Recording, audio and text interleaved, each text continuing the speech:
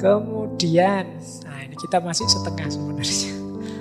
Ini jalannya. Jalan kita untuk menempuh cinta ilahiyah atau mahabbah adalah yang pertama uzlah. Jadi menurut Syekh, ini satu paragraf ini saya baca agak menarik. Suatu kecelakaan bagi orang bodoh. Mengapa dia tidak mau belajar? Tapi 7 kali lipat kecelakaan bagi orang berilmu. Mengapa tidak mau beramal? Sehingga lenyap barokah ilmunya dan lepas tanda keilmuannya. Yang benar bagaimana? Berilmulah, beramallah, kemudian jauhkan dirimu sementara dari makhluk untuk menumbuhkan rasa cinta kepada Allah. Karena kalau kamu dekat terus dengan makhluk, kemungkinan besar kamu tergoda dengan dunia. Maka ada jalan yang lebih lurus, lebih utama. Ayo kita cari ilmu, mari kita mengamalkan ilmu. Dengan ilmu dan amal ini, mari kita mendidik diri. Antara lain dengan uzlah sebentar. Uzlah ini menjauh. Ya kalau uzlah ini ya tergantung situasi kita. Teman-teman silahkan mengambil strategi uzlahnya sendiri. Mungkin Pak, saya uzlahnya sepertiga malam terakhir saja ya Pak. Kalau ke gua saya tidak kuat Pak, jauh dari mall misalnya, nggak bisa belanja saya Pak, dan lain sebagainya. Ya tidak apa-apa Pak, saya uzlahnya bisanya seminggu sekali Pak. Ya kalau akhir pekan saja, kebetulan masih jomblo jadi saya sendirian. Ada momen untuk uzlah. Uzlah itu dalam rangka apa? Refleksi, muhasabah, menghitung diri demi peningkatan kualitas diri. Jangan terus-terusan kamu terlibat dengan orang lain, dengan makhluk. Kuatirnya kamu tidak kritis. Orang itu kan kalau dekat terus biasanya terus jadi tidak kritis. Jeleknya tidak kelihatan. Nah, jadi berilmu, beramal, kemudian menjauh sebentar untuk refleksi. Dari situ cinta akan muncul, berkembang. Dan kata Syekh di belakang itu, jangan dikira dengan uzlah itu kita akan tenggelam, dilupakan orang. Kata Syekh banyak cerita dengan kehendaknya Allah. Justru perbuatan itu mampu memasyhurkan, memperharum namamu di hadapan makhluk. Bahkan semakin menambah bagianmu. Kadang-kadang kan kita heran, para aulia, orang-orang yang dicintai Allah ini kok rasanya kerja apa ya mereka, tapi kok kaya-kaya ya. Kok selalu seolah-olah datang sendiri rezekinya. Mereka masyhur, terkenal, banyak orang ngerti tanpa harus bikin akun Instagram, YouTube dan lain-lain. Mengapa? Ridho Allah, perkenan Allah, dengan kehendaknya Allah.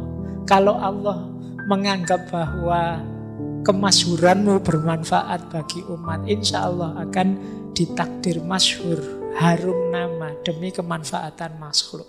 Kalian tidak usah sibuk mikir itu.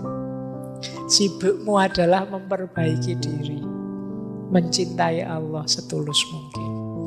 Jadi rumus pertama uzlah. Rumus kedua ridho, apapun ketetapannya. Orang yang dicintai Allah tentu rela atas ketentuannya, tidak memerlukan pertolongan dari selain Dia.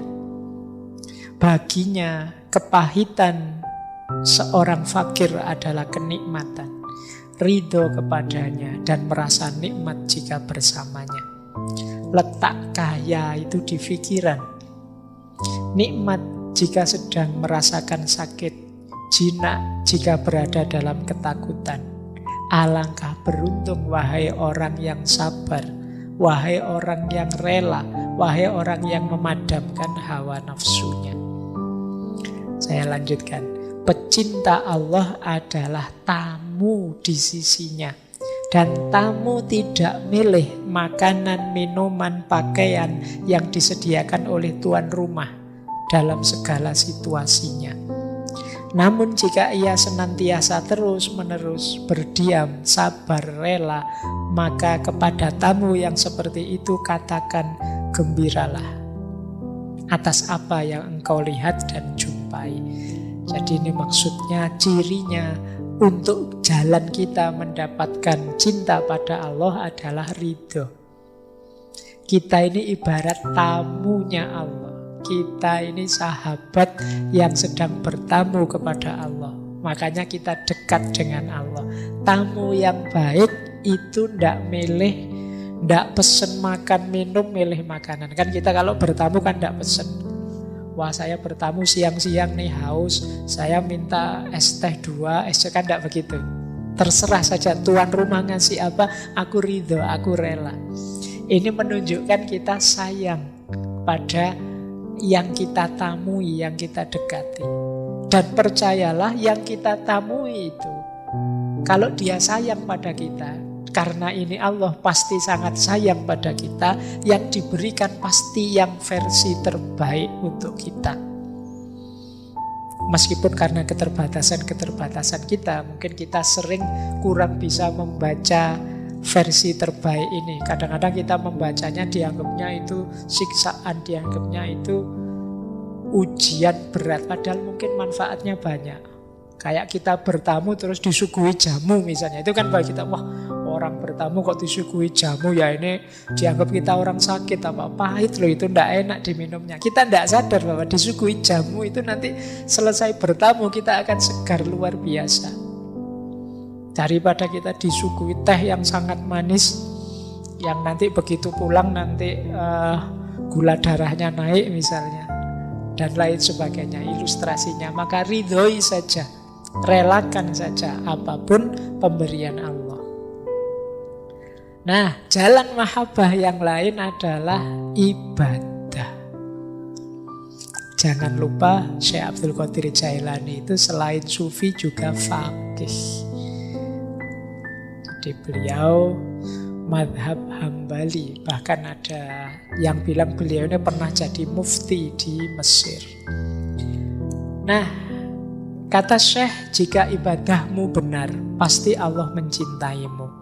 Itu yang engkau rasakan di hatimu, yang membuat hatimu mesra bersamanya.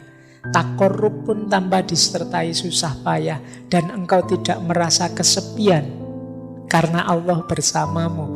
Lalu engkau terus-menerus ridho kepadanya dalam segala hal.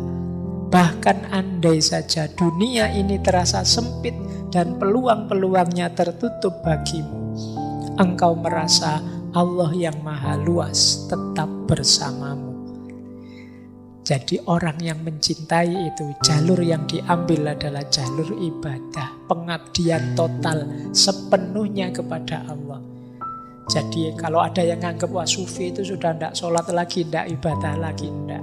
Di hampir semua sufi yang sering kita lihat itu selalu menyarankan tidak meninggalkan syariat ibadah. Jika ibadah kita benar, insya Allah Allah mencintai kita. Kalau Allah mencintai kita, pasti akan ada efek positifnya dalam hidup kita. Pasti akan terasa. Kebaikan-kebaikan akan kita lakukan. Takorrub yang kita lakukan itu akan berjalan tanpa susah payah. Kita tidak akan kesepian lagi. Kita akan lahir ridho pada Allah. Tadi kan kita disuruh ridho. Kalau kita aktif dan semangat beribadah, di antara keistimewaan yang dianugerahkan Allah adalah ridho dan juga kelapangan hidup. Nah, ini jalan ibadah. Saya lanjutkan. Nah, jalan lain mahabbah adalah bagaimana kita jadi rahmat bagi sesama. Jadi berarti apa? Kalau kita sudah mencintai Allah, jalan yang lain untuk menumbuhkan cinta Allah pada kita adalah mari kita bekerja, kemudian mengambil manfaat dari kerja kita, membantu fakir miskin, menjadi rahmat bagi sesama. Ringkesnya, mari kehadiran kita bernilai positif, kontributif pada sekeliling kita. Jangan hanya kita seneng-seneng gembira karena kedekatan kita pada Allah, kita juga harus peduli sesama. Kita juga harus ikut bersama-sama ngajak mereka, ngajak yang lain untuk juga dekat dan mencintai Allah. Berarti hadir kita jadi rahmat bagi sesama. Kata Syekh, beliau mengutip sabda Rasulullah, manusia itu adalah keluarganya Allah. Dan manusia yang paling dicintai Allah adalah yang paling berguna bagi keluarganya. Mari kita jadi orang yang paling berguna bagi keluarga kita. Siapa keluarga kita? Manusia. Semuanya saja. Ini jalan cinta.